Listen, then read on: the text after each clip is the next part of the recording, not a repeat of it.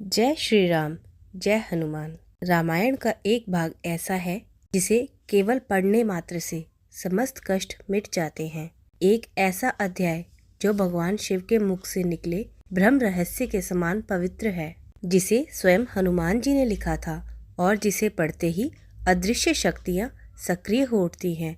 वह अध्याय है सुंदरकांड। कहा जाता है जिस घर में सुंदरकांड का पाठ होता है वहाँ से नकारात्मक शक्तियाँ सदा के लिए भाग जाती हैं। क्या है ये सुंदरकांड का गूढ़ रहस्य? आज हम उसी के रहस्य के द्वार खोलेंगे।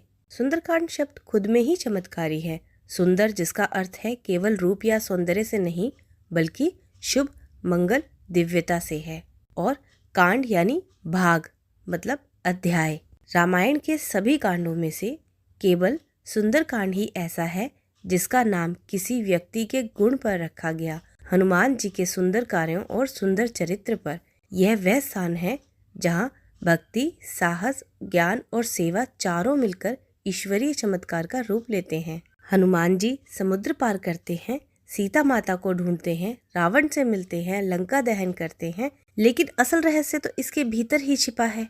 कहा जाता है जब कोई व्यक्ति सुंदरकांड पढ़ता है तो उसके भीतर छिपा हनुमान तत्व जागृत होता है। यह पाठ मनुष्य के अंदर भय का नाश और साहस का उदय करता है। वाल्मीकि रामायण में स्वयं ऋषियों ने कहा, जो सुंदरकांड का एक भी श्लोक पढ़े वह अपने जीवन के सबसे कठिन समय को पार कर जाता है, क्योंकि सुंदरकांड केवल कथा नहीं है, यह ऊर्जा का माध्यम है। हर श्लोक में ऐसी कंपनशील शक्ति है जो शरीर, मन और आत्मा को संतुलित करती है। जब हनुमान जी समुद्र पार करते हैं वह दृश्य आत्मविश्वास का प्रतीक है।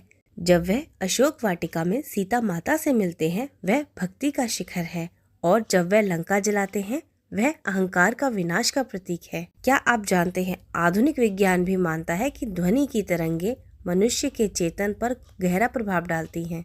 सुंदरकांड का पाठ जिस लय और छंद में होता है वह मन की नकारात्मक ऊर्जा को समाप्त कर देता है, एकाग्रता और शांति प्रदान करता है।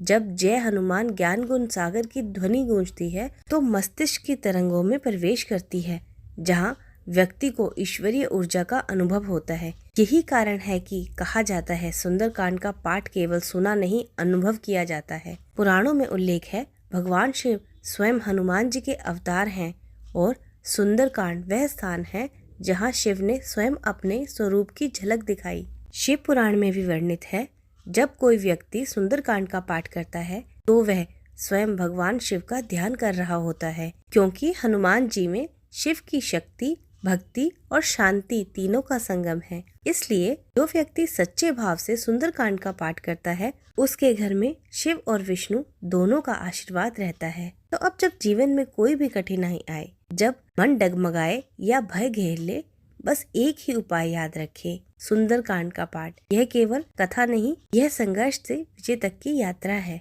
यह बताता है कि अगर मन में विश्वास हो तो समुद्र भी मार्ग बन जाता है। जय श्री राम, जय हनुमान।